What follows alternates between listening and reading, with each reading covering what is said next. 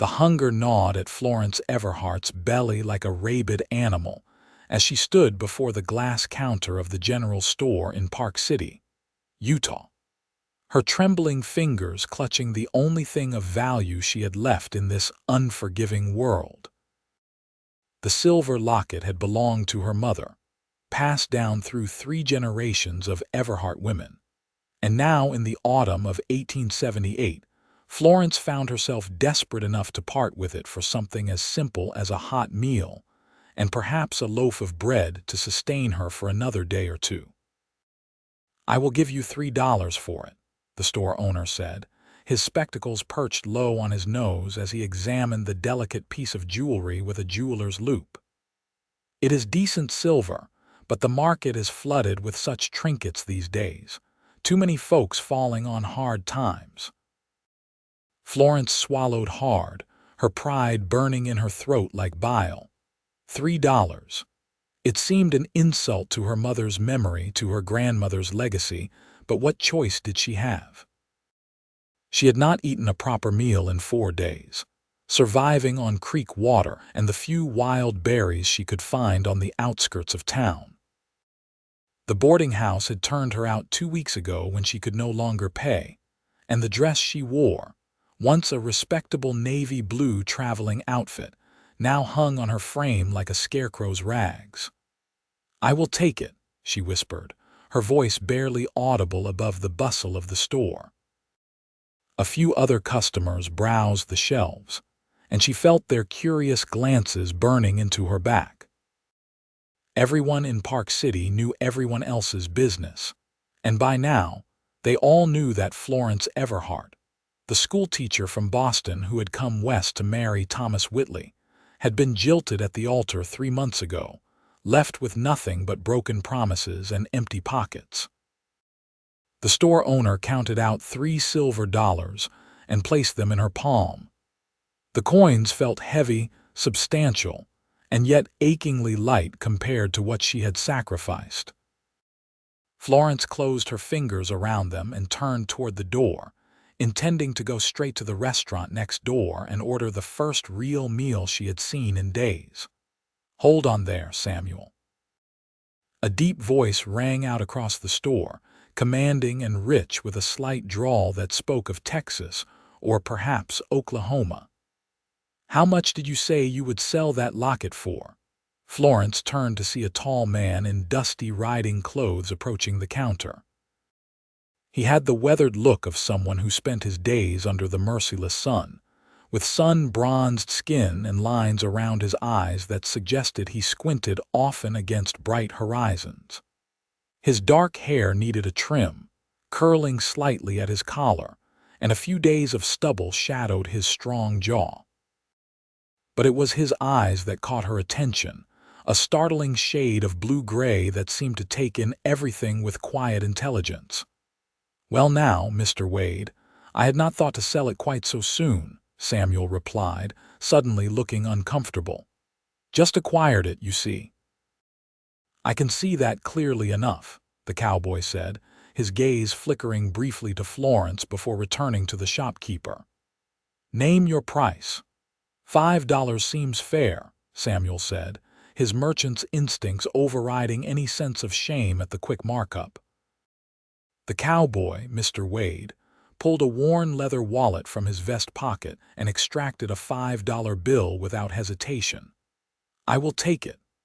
Florence watched in stunned silence as money changed hands and her mother's locket disappeared into the stranger's calloused palm.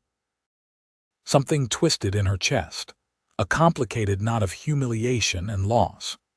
She had known she would never see the locket again once she sold it, but watching it transfer to someone else so quickly, so easily, felt like watching her mother die all over again.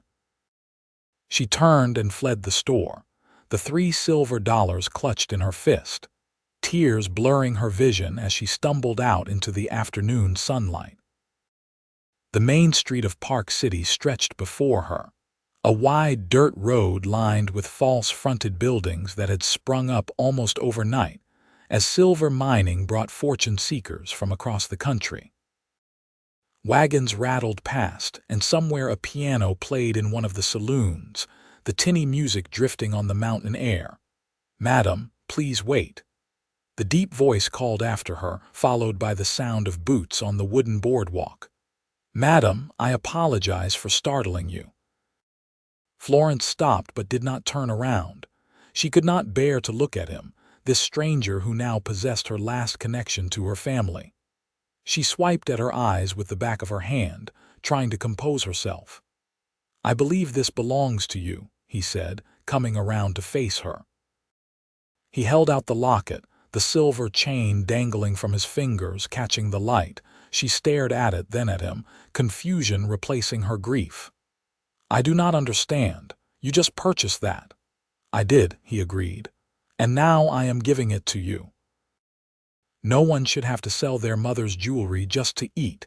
That is what it was it not?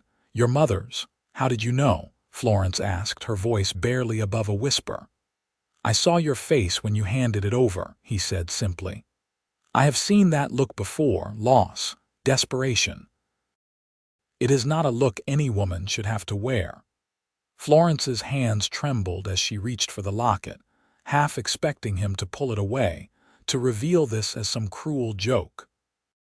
But his expression remained serious, kind even, and when her fingers closed around the familiar weight of the silver, she felt tears spring fresh to her eyes. "I cannot accept this," she said, even as every fiber of her being wanted to clutch it to her chest and never let go. "You paid good money for it." "I have money enough," he replied. "And I would wager you could use a proper meal more than I need another trinket. But if it would ease your conscience, consider it a loan. When you are back on your feet, you can repay me the $5. Until then, keep what is yours." "I do not even know your name," Florence said, looking up at him properly for the first time. Up close, she could see that he was perhaps 30 years old, with an honest face and eyes that held genuine concern. "Isaac Wade," he said, touching the brim of his hat. "I run a cattle ranch about 10 miles north of here." "And you are?" "Florence Everhart," she replied. "I am. I was supposed to be a schoolteacher here, and a wife. Neither worked out as planned." Isaac's expression darkened slightly. "Thomas Whitley," he said, not as a question but as a statement of fact. "I heard about that. Man's a fool and a coward, if you will pardon my saying so." "I will not argue with that assessment," Florence said, surprised to find herself almost smiling despite everything. "Though I seem to have been the greater fool for believing his letters." "Believing someone's word does not make you a fool," Isaac said firmly. "Breaking a promise makes him the villain in this story, not you. Now, I have not had my lunch yet, and I would wager neither have you. Would you do me the honor of joining me at the restaurant? I hate eating alone, and I would appreciate the company." Florence knew she should refuse. Accepting charity from a stranger, especially a man, could damage her already precarious reputation. But hunger and exhaustion made her practical rather than proud. Besides, something about Isaac Wade seemed trustworthy, steady in a way that Thomas Whitley never had been, even in his most ardent letters. "I would be grateful," she said quietly.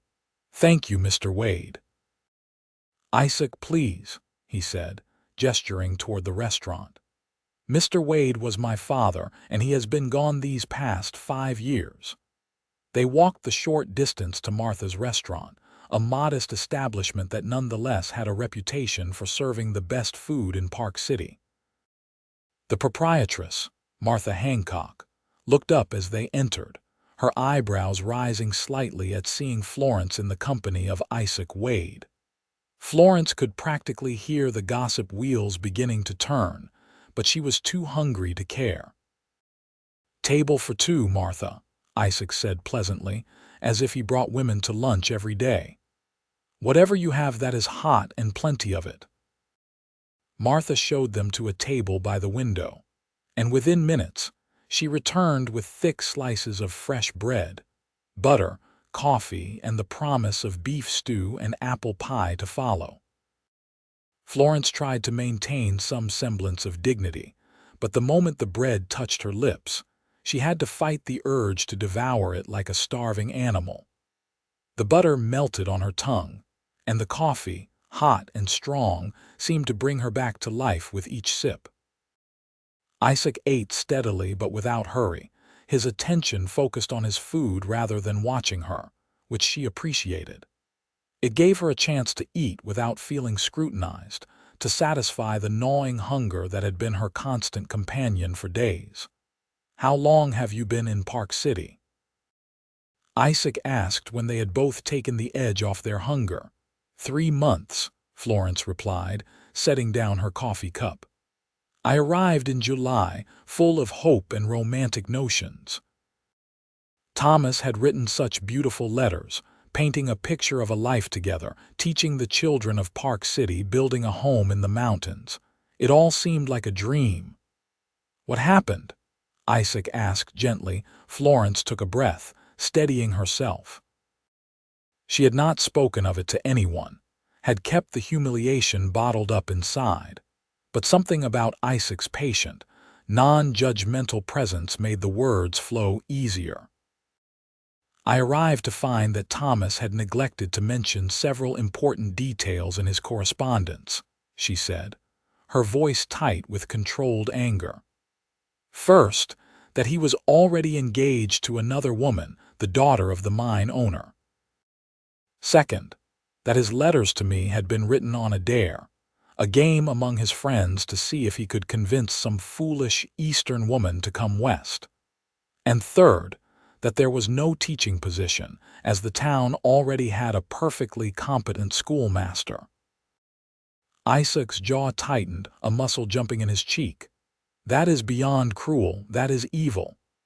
"I confronted him, of course," Florence continued. "In front of his fiancée and half the town. It was quite the spectacle. He laughed, Mr. Wade, Isaac. He laughed and said I should have known better than to believe such romantic nonsense. His friends thought it was hilarious." "Where is he now?" Isaac asked, his voice dangerously quiet. "Married, I presume," Florence said. "The wedding was planned for last month." "I made myself scarce for that particular event. I had some money saved from my teaching position in Boston, enough for a room at the boarding house and meals for a time. I searched for work, any work, but no one wanted to hire the woman who had caused such a scandal. The scandal that Thomas created, I should say, but I was the one who paid the price." "That is always the way of it," Isaac said bitterly. "A man can behave like the devil himself and walk away clean, while a woman suffers for his sins." Florence looked at him with new interest. "You sound as though you speak from experience." "My mother," Isaac said after a moment. "She was cast out of her family for loving my father. He was a ranch hand beneath her station, or so her family believed. They eloped, built a life together out of nothing but hard work and determination. By the time her family came looking to make amends, she had already passed from fever. My father never forgave them for wasting the years they could have had." "I am sorry," Florence said softly, "for your loss." "It was long ago," Isaac replied, "but it taught me something important.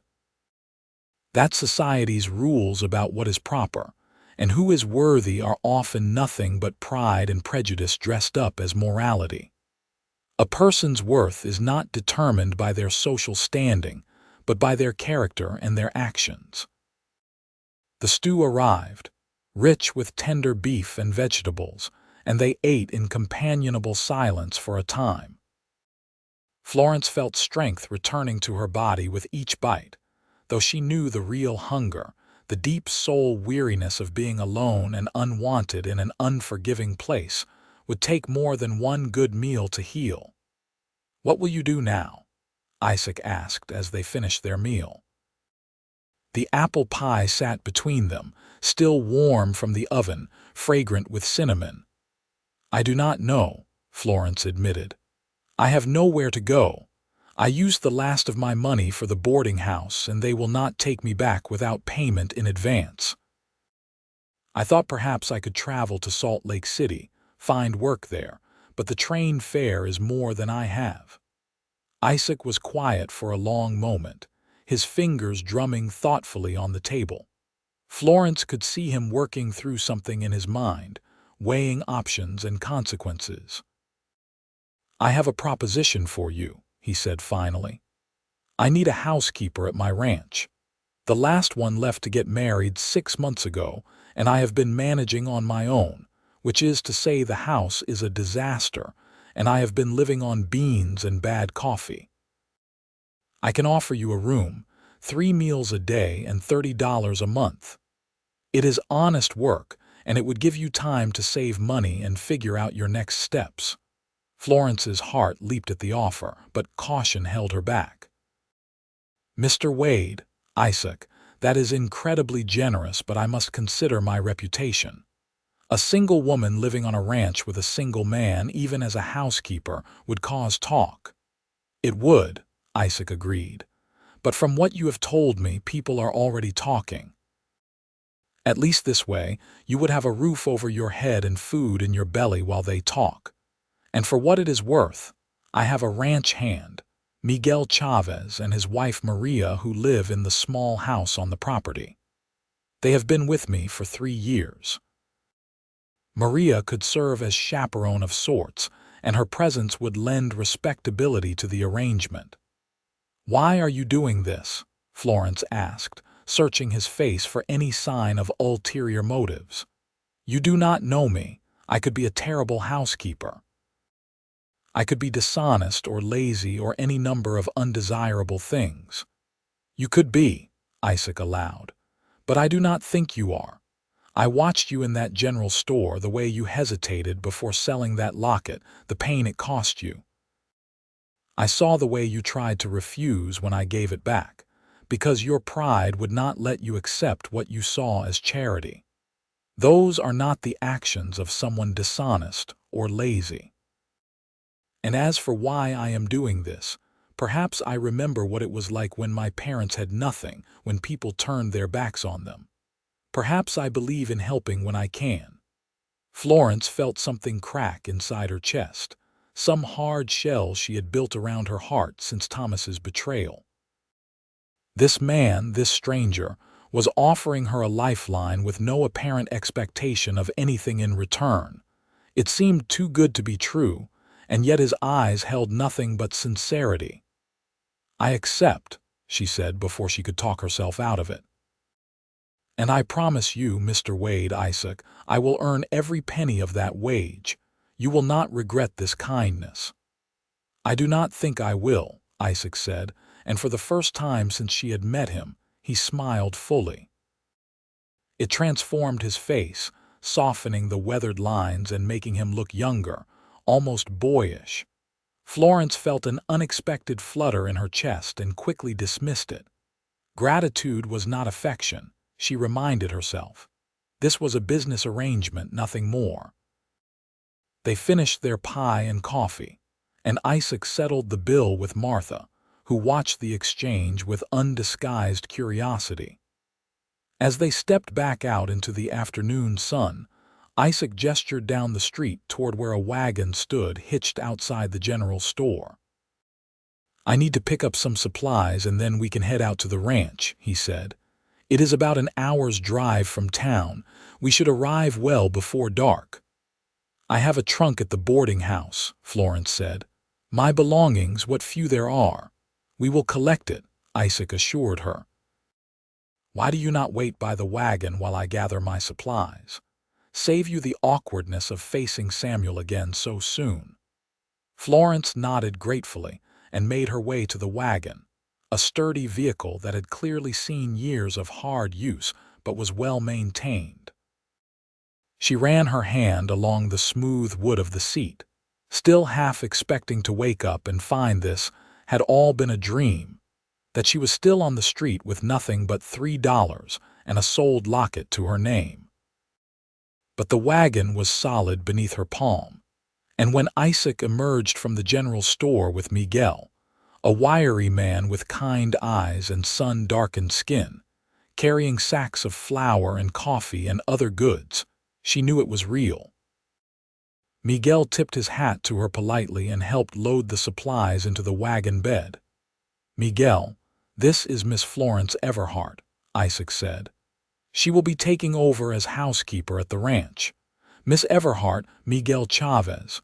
His wife Maria keeps me from complete chaos."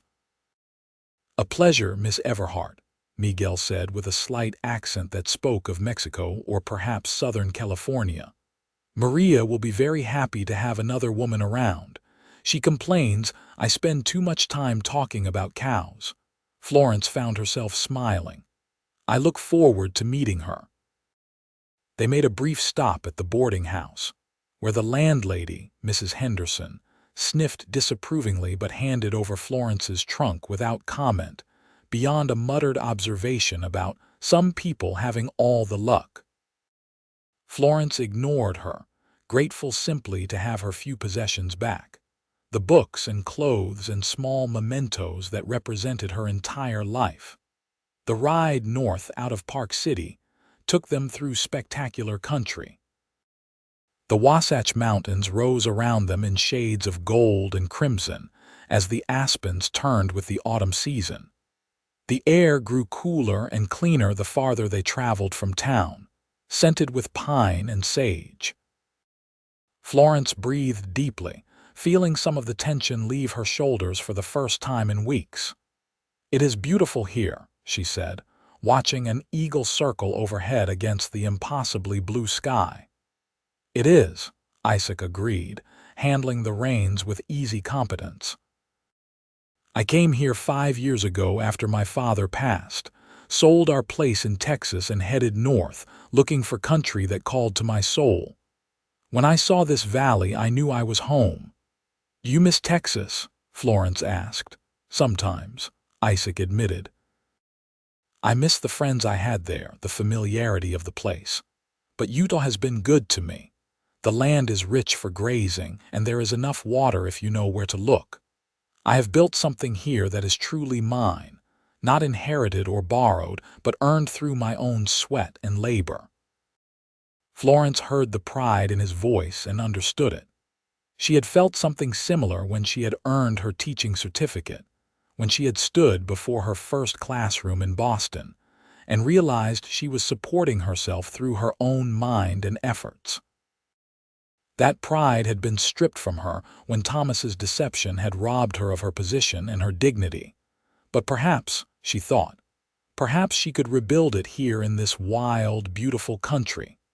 The ranch appeared as they crested a rise, nestled in a valley with a creek running through it. The main house was larger than Florence had expected, a solid 2-story structure built of logs and stone with a wide porch wrapping around the front. Nearby stood a barn, corrals, and a smaller house that she assumed belonged to Miguel and Maria. Cattle grazed in the distance, dark shapes against the golden grass, and horses stood in the corral, their ears pricked forward with interest at the approaching wagon. "It is wonderful," Florence breathed, taking in the sight. "It is home," Isaac said simply.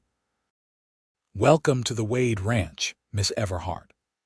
As they pulled up to the house, the door to the smaller building opened, and a woman emerged, wiping her hands on her apron.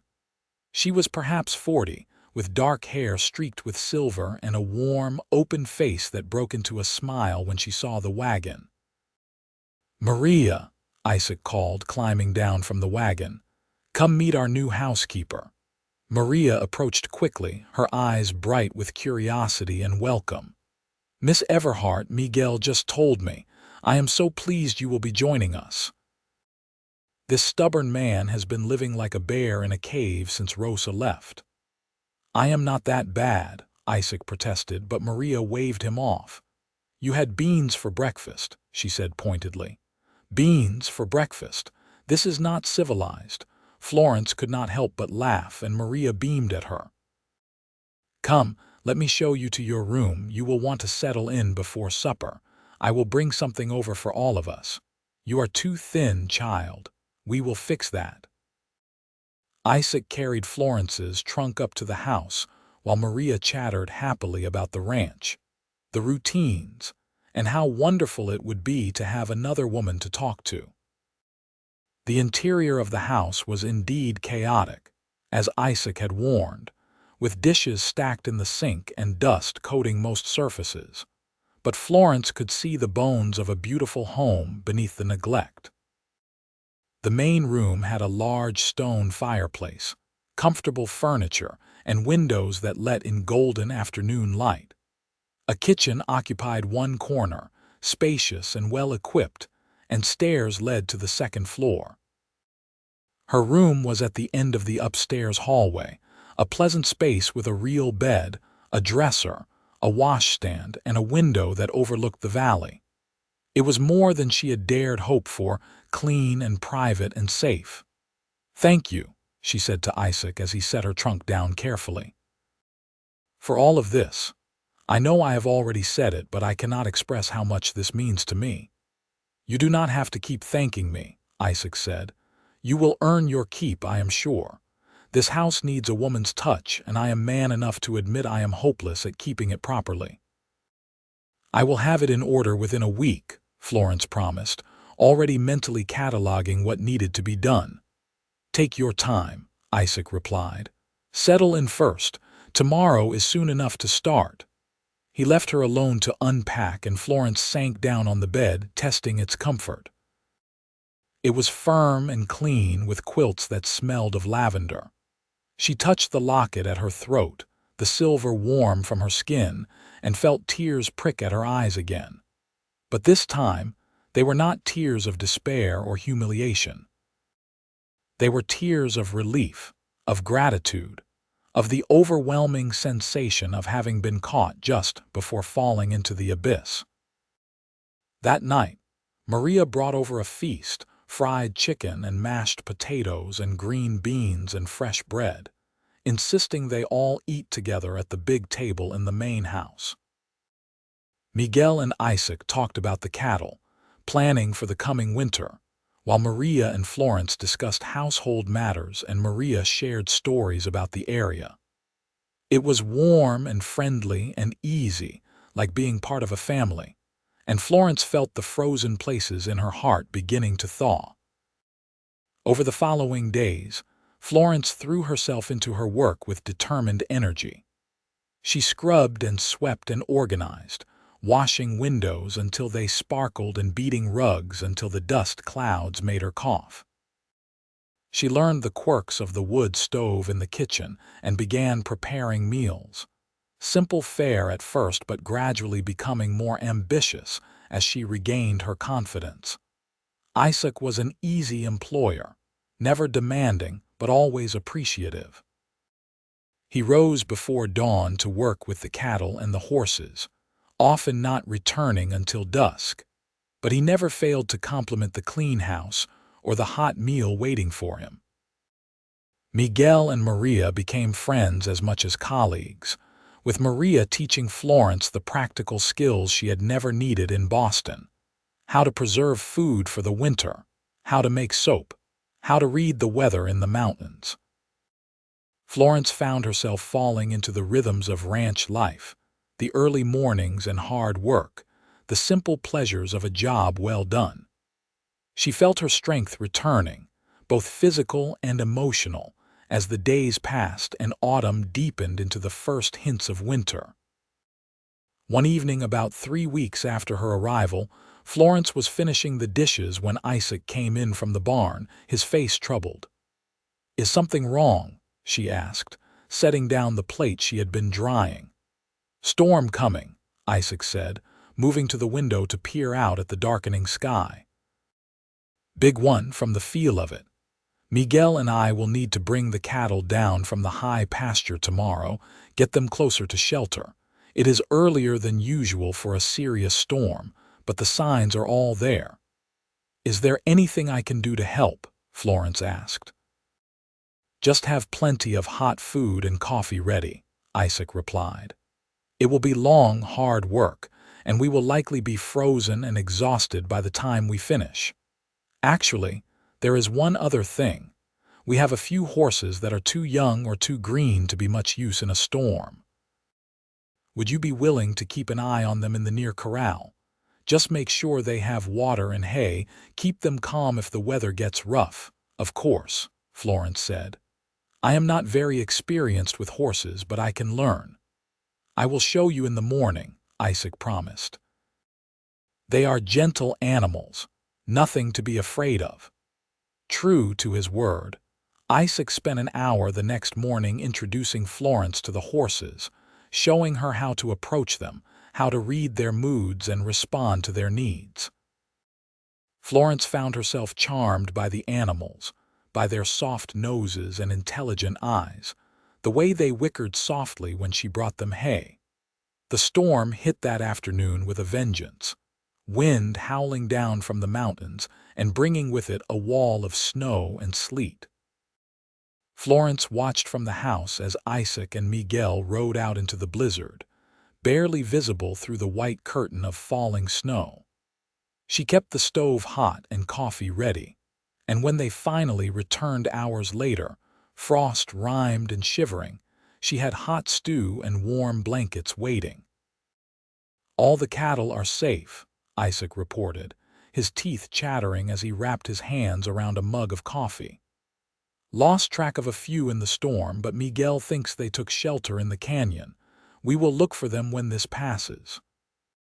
The storm lasted 3 days, during which the ranch became its own isolated world. Florence kept the house warm and comfortable, cooked meals, and tended to the horses, who became increasingly agitated as the wind screamed and the snow piled higher. She found herself talking to them, soothing them with her voice, and was surprised to discover how much comfort she took from their presence. On the second night, one of the young mares became distressed, pacing and neighing frantically. Florence bundled herself in a coat and fought her way through the snow to the corral, finding the horse in genuine panic. Without thinking, she climbed over the fence and approached slowly, speaking softly, reaching out to touch the mare's neck. The horse calmed slightly at the contact, and Florence stood with her in the swirling snow, one hand on the warm hide, until the mare's breathing slowed and steadied. She did not realize Isaac had followed her until she felt his hand on her shoulder. "You are going to freeze out here," he said, but his voice was gentle, even admiring. "Come on, she will be all right now. You did well." They made their way back to the house through thigh-deep snow, and Isaac insisted she sit by the fire while he made her hot tea. His hair was damp with melted snow, curling slightly at his temples, and in the firelight, Florence found herself noticing the strong lines of his face, the kindness in his eyes. "Thank you," he said, handing her the tea, "for looking after the horses. I know it is beyond what I hired you for." "I wanted to help," Florence replied. "They were frightened, and I understood that feeling. It seemed the least I could do." Isaac settled into the chair across from her, studying her with an expression she could not quite read. "You have changed since you arrived," he said. "You seem stronger, more settled in yourself." "I feel it," Florence admitted. "When I first came here, I felt like I was broken, like Thomas had shattered something fundamental in me. But the work, the routine, the purpose, it has put the pieces back together. Not the same as before, perhaps, but whole nonetheless." "You were never broken," Isaac said firmly. "Hurt, yes, betrayed and wronged, but not broken. I could see that from the first moment I saw you, the way you held your head up even when you were selling your last possession. That takes courage that cannot be broken." Florence felt heat rise to her cheeks that had nothing to do with the fire. "You give me too much credit." "I do not think I give you enough," Isaac said quietly. He looked like he wanted to say more, but after a moment he stood. "You should get some rest. Tomorrow we will need to dig out paths to the barn and the other buildings." Florence watched him go, her heart beating faster than it should. Something had shifted between them in that moment, something subtle but unmistakable. She told herself it was just gratitude, just the natural bond that formed between people who weathered hardship together. But lying in her bed that night, Listening to the wind howl, she knew it was more than that. She was falling in love with Isaac Wade. The realization terrified her.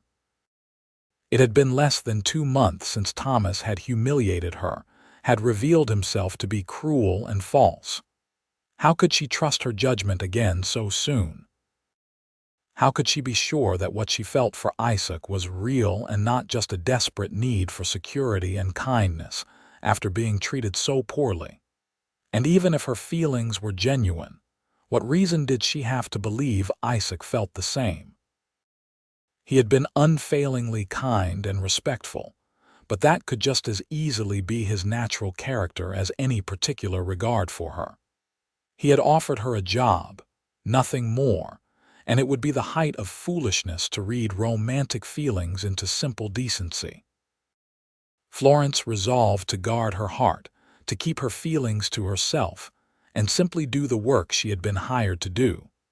It was enough to have a home and employment and the respect that came with honest labor. Anything more was a dream she could not afford to indulge. But as the days passed and winter settled over the ranch in earnest, Florence found her resolution weakening. Isaac was simply too easy to be around, too thoughtful and interesting and kind. He brought her books from his collection, discovering her love of literature and sharing his own favorites. They spent evenings by the fire discussing poetry and philosophy, arguing good-naturedly about the merits of various authors. He taught her to ride, patiently correcting her seat and her hands until she could handle one of the gentler horses with confidence. He valued her opinion on ranch matters, asking her advice about the household accounts and the best way to organize the barn. And through it all, he treated her with a respect and consideration that made her feel valued in a way Thomas never had. Isaac listened when she spoke, remembered details she shared about her past, noticed when she was tired or troubled and adjusted accordingly. He made her laugh with stories of misadventures in his cowboy days, and he shared his dreams for the ranch, for building something lasting that could be passed down to future generations. Florence caught herself watching him sometimes, admiring the way he moved with unconscious grace, the way his face lit up when he smiled, the gentle strength in his hands when he worked with the horses. And more than once, she noticed him watching her in return, his expression thoughtful and warm in a way that made her pulse quicken. Winter deepened, and Christmas approached. Maria insisted on bringing everyone together for a celebration, and Florence spent days preparing a feast that would do justice to the occasion. She baked bread and pies, roasted a ham that Miguel had been saving for the purpose, and made cookies spiced with cinnamon and cloves. On Christmas Eve, they gathered in the main house, which Florence had decorated with pine boughs and candles. It was a simple celebration compared to what she had known in Boston, but it felt more meaningful somehow, more genuine. They exchanged modest gifts, and Florence gave Isaac a warm scarf she had knitted in secret during the long evenings, and he gave her a beautifully bound copy of Shakespeare's sonnets that she knew must have cost him dearly. "I remembered you said your copy was lost when you left Boston," he said as she examined the book with wonder. "I sent away to Salt Lake City for it. I hope it is the right one." "It is perfect," Florence whispered, her throat tight with emotion. "Thank you, Isaac. It is the most thoughtful gift I have ever received." Their eyes met and held, and for a moment the rest of the room seemed to fade away. Florence saw something in Isaac's gaze that made her breath catch, a tenderness and longing that mirrored her own feelings. But then Maria called them to dinner, and the moment passed, leaving Florence wondering if she had imagined it. After Miguel and Maria returned to their house, Florence and Isaac sat by the fire, watching the flames dance and listening to the wind whisper around the eaves.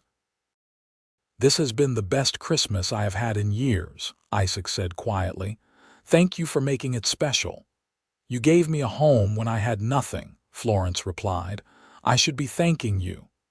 You have more than repaid any debt, Isaac said. This house has not felt like a real home since my mother died. But you have brought life back into it, warmth that has nothing to do with the fire in the hearth. I had forgotten what it felt like to look forward to coming home at the end of the day, to know someone was here waiting, caring whether I returned safely. Florence's heart pounded. Isaac, I am saying this poorly, he interrupted, leaning forward with his elbows on his knees, his hands clasped together. What I am trying to say is that I have come to care for you, Florence, not as a housekeeper or even just as a friend. I think about you constantly. I look for excuses to come back to the house during the day just to see you. When I am out on the range, I find myself noticing things I want to tell you about, things I think would make you smile. And I know I have no right to speak of such things, not when you have been through so much, not when I am supposed to be your employer, but I cannot keep silent any longer. Florence felt tears spring to her eyes, but they were tears of joy, not sorrow. You have every right, she said, her voice shaking, because I feel the same. I have tried so hard not to, tried to tell myself it was too soon, that I was just grateful for your kindness, but it is more than that, so much more. I love the sound of your footsteps on the porch at the end of the day. I love the way you talk to the horses, gentle and patient. I love your laugh and your mind and your generous heart. I love you, Isaac, and I am terrified because the last time I trusted a man with my heart, he destroyed it. I am not Thomas Whitley, Isaac said fiercely, rising from his chair and crossing to kneel beside hers. I would never hurt you, Florence. I would spend every day of my life trying to prove that you can trust me, that your heart is safe with me. I know, Florence said, reaching out to touch his face, feeling the slight rasp of stubble beneath her palm. I know you are nothing like him. You have already proven it 100 times over. I am not afraid of you, Isaac. I am only afraid of my own judgment, of making another mistake. Then do not decide tonight, Isaac said, covering her hand with his. Take all the time you need. I am not going anywhere, and neither are you unless you choose to. I just needed you to know how I feel, that you are more to me than a housekeeper, more than a friend. You are the woman I have been waiting for my whole life, even when I did not know I was waiting. Florence felt something shift inside her, some final wall crumbling away. She had been so careful, so guarded, trying to protect herself from further pain. But Isaac was right. She could take her time, could let this feeling grow and deepen at its own pace. There was no rush, no pressure, just the steady, patient presence of a good man who loved her. Kiss me, she said softly. Please, Isaac, kiss me. He cupped her face in his hands, his touch infinitely gentle, and brought his lips to hers in a kiss that was sweet and tender and full of promise. Florence felt herself melting into it, into him, all her fears and doubts dissolving in the warmth of his embrace. This was nothing like the few chaste kisses Thomas had given her during their brief courtship. This was real and honest and right in a way she had never experienced before. When they finally parted, both breathing hard, Isaac rested his forehead against hers. I love you, Florence Everhart, he whispered. I will say it as many times as you need to hear it until you believe it. I love you too, she replied, the words feeling both terrifying and liberating. And I do believe it. I believe in you, in us. Maybe that makes me a fool again, but I do not care. This feels right in a way nothing else ever has. They sat together by the fire, Florence curled in Isaac's arms, talking softly about the future they might build together.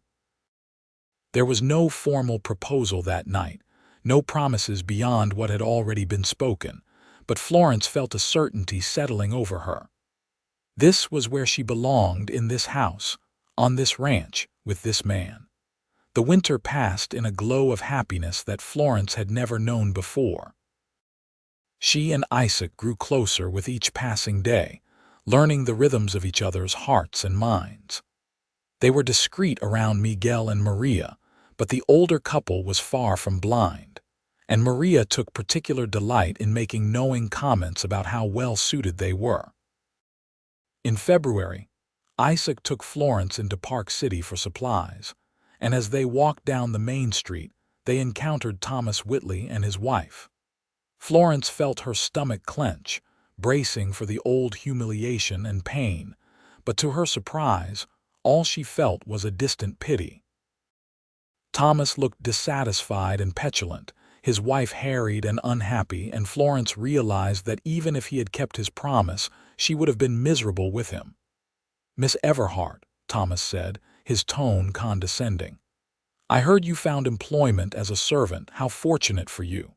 "Mrs. Wade, actually," Isaac said smoothly, placing his hand on the small of Florence's back. "We were married last week, and Florence is not a servant. She is my wife and partner in every sense of the word." Florence nearly gasped at the lie, but she understood what Isaac was doing, protecting her from Thomas's cruelty the only way he could in that moment. And the truth was, she wanted it to be true. She wanted to be Isaac's wife more than she had ever wanted anything. "Congratulations," Thomas said stiffly, his face reddening. "I am sure you will be very happy." "We already are," Florence said clearly, looking up at Isaac with genuine love shining in her eyes. "More than you could possibly imagine." They walked away, leaving Thomas staring after them, and once they were out of sight, Isaac turned to her with an apologetic expression. "I am sorry for that deception," he said. "I should not have claimed we were married without asking you first, but I could not stand the way he was looking at you, the disrespect in his voice." "Do not apologize," Florence said, taking his hand. "I am only sorry it was not true. Isaac, I do not need more time. I do not need to be cautious or careful.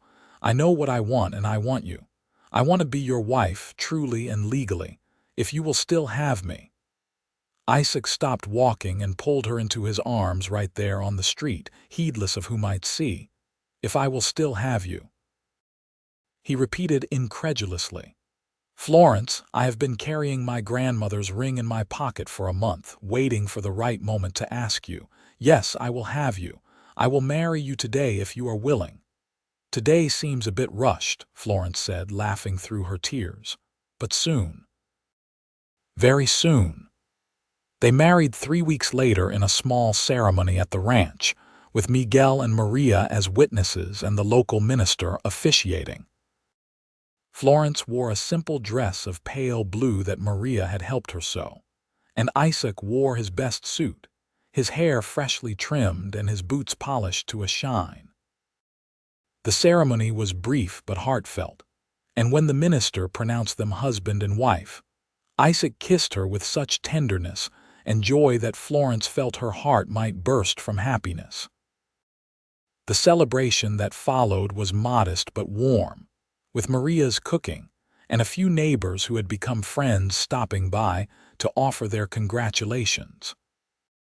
But the real celebration came later, when everyone had gone home and Florence and Isaac were finally alone in the house that was now truly theirs. "I have something for you," Isaac said, leading her upstairs to the room that would now be theirs together. He had spent the past week fixing it up, adding new curtains and a beautiful quilt, making it a proper bridal chamber. On the dresser sat the silver locket, polished until it gleamed. "I never did get my $5 back," Isaac said with a smile. "So I am claiming the locket as payment. I thought perhaps you could put our wedding photograph in it, once we have one taken." Florence picked up the locket with trembling hands, overwhelmed by the symmetry of it all. This piece of jewelry, which she had traded in desperation, which Isaac had bought back out of kindness, now represented the beginning of their life together. "It is perfect," she whispered. "You are perfect. How did I get so lucky?" "I am the lucky one," Isaac said, drawing her into his arms. You walked into that general store with nothing but courage and dignity, and you stole my heart before you even knew my name. Every day since has been a gift." They made love that night with the tenderness of first-timers and the passion of people who had found their true match.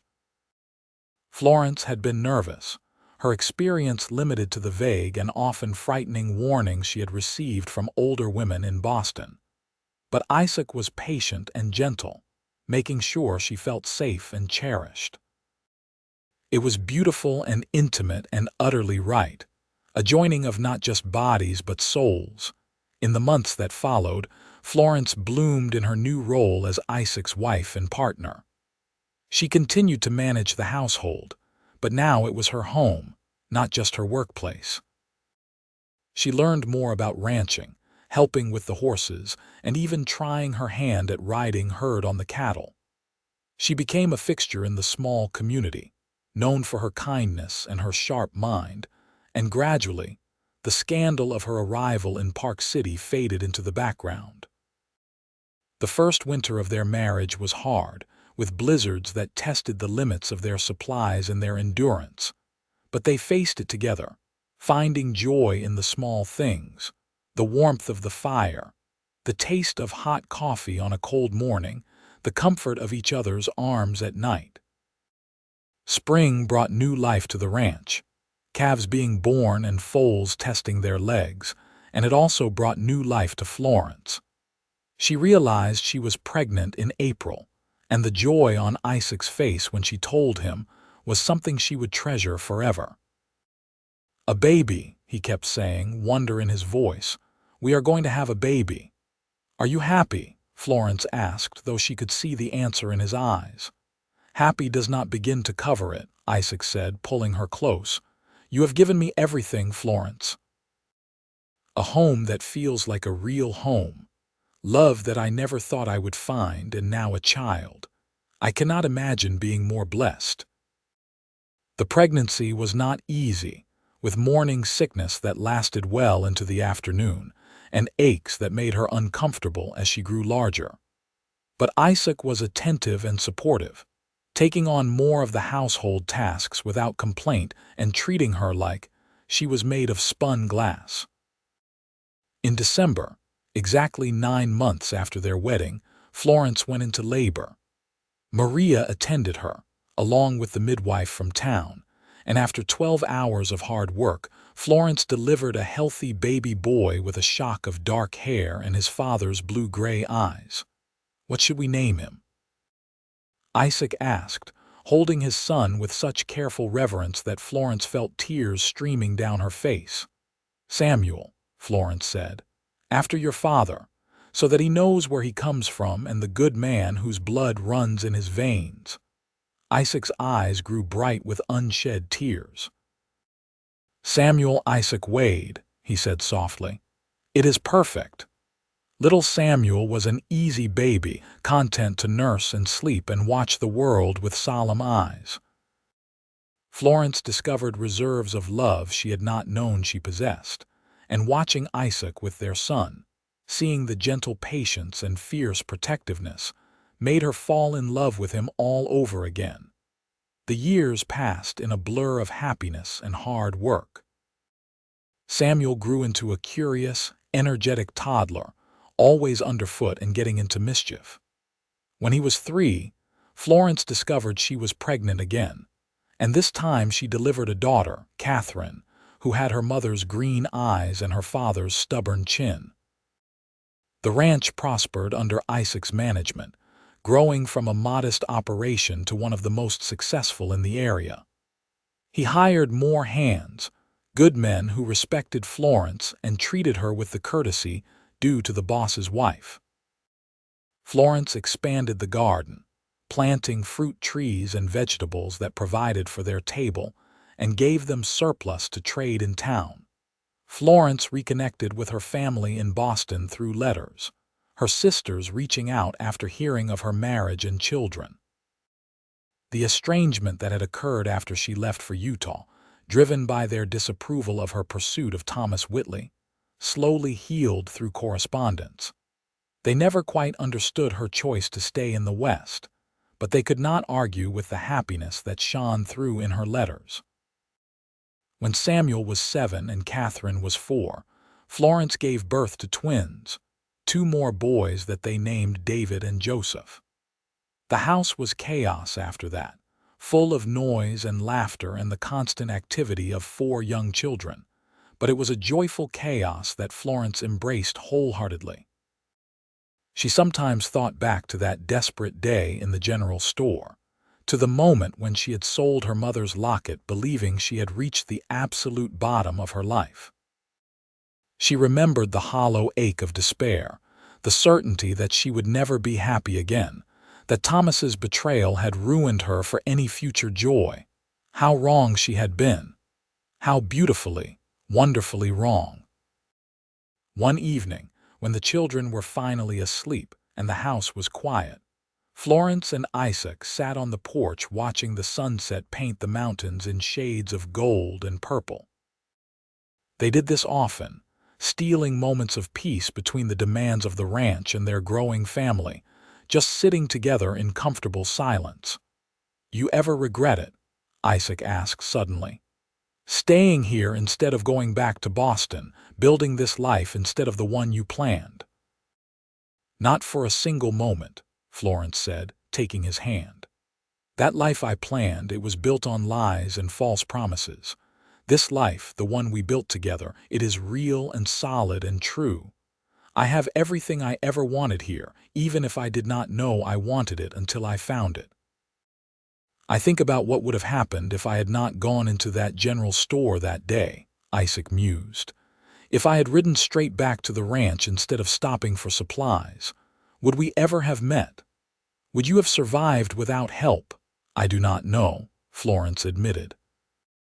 "But I like to think that somehow we would have found each other, that some things are simply meant to be." "I believe that," Isaac said, bringing her hand to his lips. "I believe you were meant to be mine and I was meant to be yours. All the pain that brought you here, all the loneliness I felt before you arrived, it was just the road we had to travel to find each other." Florence leaned her head on his shoulder, feeling the solid warmth of him, breathing in the familiar scent of leather and soap, and the indefinable essence that was purely Isaac. She thought about the locket, still tucked safely in her dresser drawer, now holding a photograph of their wedding day as Isaac had suggested. That piece of silver had been the symbol of her lowest moment, and now it was the symbol of her greatest joy. As the years continued to pass, the children grew and changed, each developing their own personalities and dreams. Samuel showed an aptitude for ranching, often following his father around and absorbing everything Isaac could teach him. Catherine had her mother's love of books and learning, and Florence taught her to read and write, instilling in her the value of education. The twins were wild and adventurous, always exploring and getting into scrapes, but they were good-hearted boys who looked after each other with fierce loyalty. The ranch expanded further, and Isaac took on a partner, a young man named Henry who had worked for them for several years and proven himself trustworthy and capable. This allowed Isaac to spend more time with his family, to be present for the moments that mattered, the first words and lost teeth and scraped knees that made up the texture of childhood. Florence became a pillar of the community, organizing church socials and helping to establish a proper school in Park City. She never forgot what it felt like to be desperate and alone, and she made it her mission to help other women who found themselves in difficult circumstances. She provided work when she could, offered advice and friendship, and never judged anyone for the choices that brought them to Utah. On their 10th wedding anniversary, Isaac surprised Florence with a trip to Salt Lake City, just the two of them, leaving the children with Maria and Miguel. They stayed in a beautiful hotel, ate at fine restaurants, and attended the theater, enjoying a taste of civilization and culture that they rarely experienced on the ranch. On their last night, as they prepared for bed, Isaac presented her with a gift, a beautifully wrapped package that contained a new dress, elegant and stylish in a way that her practical ranch clothes never were. "You are always beautiful to me," Isaac said as she examined the dress with wonder. "But I wanted to see you in something fine, something that matches how I see you in my heart. You are not just a rancher's wife, Florence. You are an extraordinary woman who deserves beautiful things." Florence tried on the dress, and Isaac was right. It was stunning deep green silk that brought out her eyes and fit her figure perfectly. She had not worn anything so lovely since before leaving Boston, and seeing herself in the mirror, she was startled to realize that she looked happy, genuinely and deeply happy in a way that the young woman who had left Boston never had.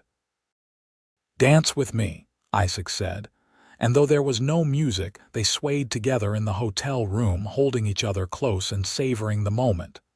"Thank you," Florence whispered. "For this trip, for this dress, for every kindness you have shown me over these 10 years.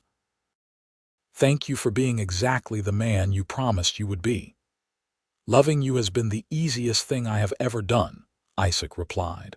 "You make me want to be better, to build something lasting and good. Every success I have had, every happiness I have known, it is all because you are by my side."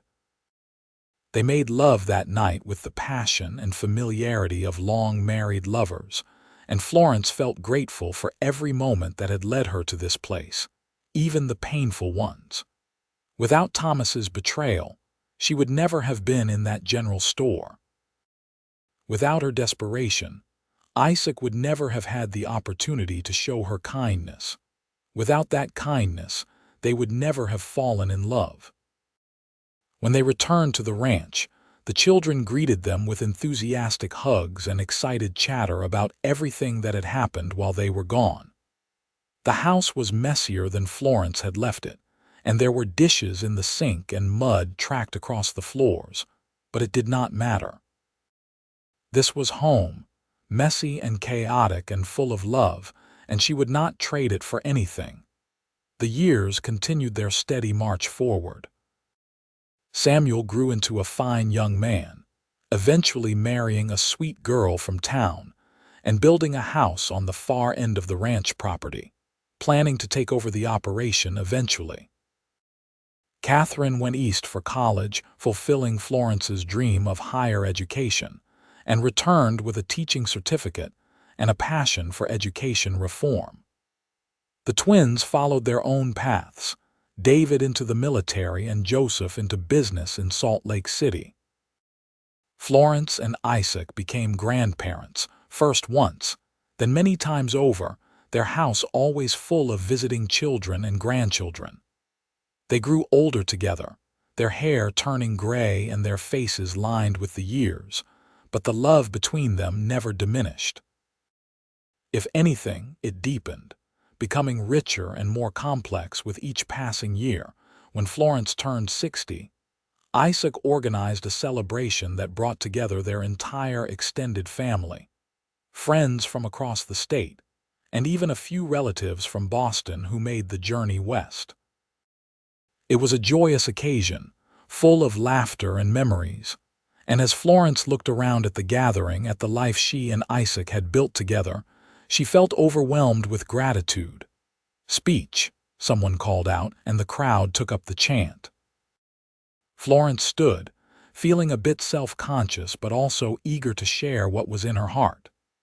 30 years ago, she began, her voice carrying across the assembled guests, I stood in a general store in Park City with nothing to my name but a silver locket and $3. I was alone, desperate, and convinced that my life was over before it had truly begun. And then a stranger showed me a kindness I had not earned and did not deserve. He bought back my locket and offered me a job, but more than that, he offered me hope when I had none. She found Isaac in the crowd, his eyes shining with unshed tears. That stranger became my husband, the father of my children, and my partner in building a life beyond anything I could have imagined. He taught me that one act of kindness can change everything, that love is not found in grand gestures but in the steady, daily choice to care for another person above yourself. He gave me a home when I had nowhere to go, and I gave him my heart, and together we built something beautiful. She raised her glass. To Isaac Wade, the best man I have ever known, and to all of you, our family and friends who have shared this journey with us. May we all be so blessed. The toast was echoed by everyone present, and as Florence sat back down, Isaac took her hand and brought it to his lips. "I would do it all again," he said quietly, just for her ears. "Every moment, every choice, every hardship, it all led me to you, and that makes it worth everything." They continued ranching into their late 60s, finally retiring fully when Samuel took over the operation completely. They moved into a smaller house on the property, content to let the younger generation run things while they enjoyed a slower pace of life. They spent their days reading, gardening, and watching their grandchildren grow, occasionally traveling to visit family in other parts of the country. Florence never forgot the lessons she had learned in those dark days before she met Isaac, about resilience and humility and the importance of kindness. She shared those lessons with her grandchildren, telling them the story of the locket and the cowboy who bought it back, making sure they understood that their comfortable lives had been built on a foundation of compassion and hard work. As they grew old together, Isaac and Florence often sat on the porch of their small house, looking out at the valley they had called home for so many years. They talked about their children and grandchildren, about the changes they had seen in their lifetime, about the memories they had built together. One evening, as the sun set in brilliant shades of orange and red, Isaac turned to Florence with a serious expression. "I need you to know," he said, "that loving you has been the great privilege of my life. Every day I spent with you was a gift I never took for granted. If I could go back and change anything, I would not change a single moment." "Why are you talking like this?" Florence asked, a chill running down her spine. "Isaac, what is wrong?" "Nothing is wrong," he assured her, pulling her close. "I just want to make sure you know. I want to make sure you never doubt, even for a moment, how deeply you are loved." Florence held him tight, breathing in his familiar scent, feeling the strong, steady beat of his heart. They had been together for over 40 years, building a life and a legacy that would endure long after they were gone. And though she knew that their time was not infinite, that eventually one of them would have to say goodbye to the other, she refused to think about that now. For now, they had this moment, this sunset, this life they had built together. Isaac passed away peacefully in his sleep 5 years later, at the age of 79. He died as he had lived, with dignity and grace, surrounded by family in the house he had built with his own hands. Florence was beside him, holding his hand as he drew his last breath, and though the pain of losing him was profound, she also felt grateful. Grateful for every moment they had shared, for the life they had built, for the love that had sustained them both. At his funeral, Florence stood before the assembled mourners, looking out at the faces of her children, grandchildren, and great-grandchildren, and shared one final story. "When I met Isaac," she said, her voice strong despite her grief, "I was broken and alone, convinced that I would never be happy again. He proved me wrong in every possible way. He showed me that love is patient and kind, that it endures through hardship and grows stronger with time. He gave me a home, a family, and a life filled with purpose and joy. And though he is gone now, the love we shared continues in all of you, in the values he instilled, in the ranch he built, in the legacy of kindness and compassion he left behind." She touched the silver locket at her throat, still there after all these years. This locket represents everything Isaac and I built together, she continued. It was my last possession, traded in desperation, and it became the symbol of our love when he bought it back and gave it to me again. It reminds me that from our lowest moments can come our greatest blessings, and that one act of kindness can change the course of a life. Florence lived for another 8 years after Isaac's death, staying active and engaged with her family and community. She saw 2 more great-grandchildren born, attended Samuel's 50th wedding anniversary, and watched Catherine open a school for girls in Salt Lake City. She remained in the small house on the ranch, surrounded by memories and the land she loved, content in the knowledge that she had lived a full and meaningful life. On the morning of her 87th birthday, surrounded by 3 generations of her family, Florence passed away quietly, the silver locket still around her neck. Her children found her journals after her death, volumes filled with her thoughts and memories, including a detailed account of that day in the general store and everything that had followed. In her will, Florence left specific instructions for the locket. It was to be passed down through the generations, from mother to daughter, along with the story of how she traded her last possession for a meal, and how a cowboy bought it back and gave her a home. She wanted her descendants to remember that kindness matters, that love can heal even the deepest wounds, and that sometimes the worst moments of our lives lead us exactly where we are meant to be. The ranch continued to thrive under the management of Florence and Isaac's descendants, growing and changing with the times but always maintaining the values the couple had instilled: hard work, integrity, compassion, and the importance of family. The small house where Florence and Isaac spent their final years together was preserved as a kind of family museum, filled with photographs and mementos that told the story of their remarkable love. And the locket, that simple piece of silver that had once been Florence's last possession, became a treasured family heirloom, a tangible reminder of how one act of kindness had changed everything. How a desperate woman and a compassionate cowboy had found each other in the unlikeliest of circumstances and built a love that would endure for generations. The story of Florence and Isaac Wade became legend in Park City, told and retold as an example of the kind of love that built the West, not the flashy, dramatic romances of dime novels, but the steady, enduring partnership of 2 people who chose each other every day, through hardship and joy, through youth and old age, until death finally parted them. Years after both had passed, a great-granddaughter named Sarah wore the locket on her own wedding day, feeling the weight of history and love around her neck. She had heard the story countless times, but on that day, standing at the altar with her own true love, she finally understood it fully. She understood that real love was not about grand gestures or perfect circumstances. It was about seeing someone in their lowest moment and choosing to lift them up.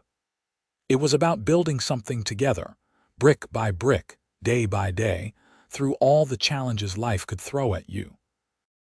And as Sarah looked into her husband's eyes and spoke her vows, she silently thanked Florence and Isaac for showing her what true love looked like, for leaving a legacy that extended far beyond the ranch and the family they had built. They had shown generations of their descendants that kindness mattered, that love endured, and that sometimes, from the ashes of our deepest despair, the most beautiful things could grow. The Wade Ranch stood for over a century, a testament to what Florence and Isaac had built together.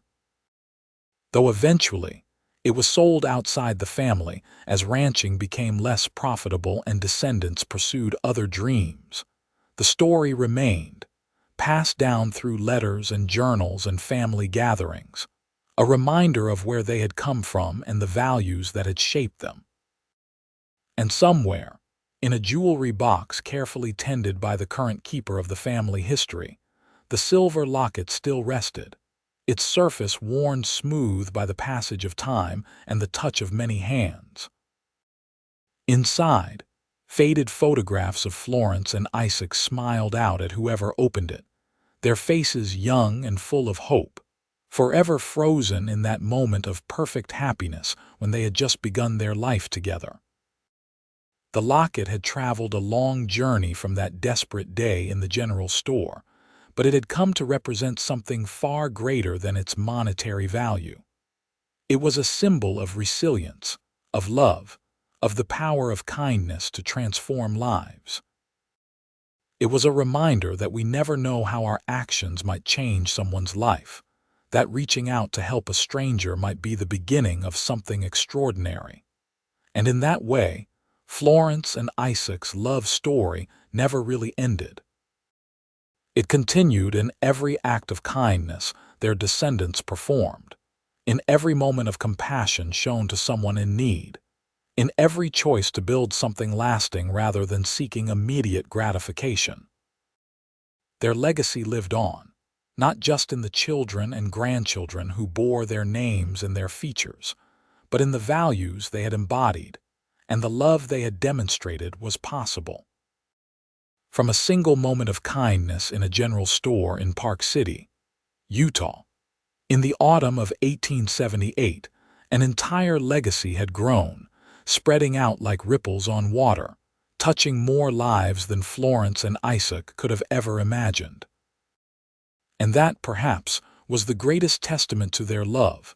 Not that it had made them happy, though it had, but that it had made the world a better place, one act of kindness at a time, one generation at a time, forever and always.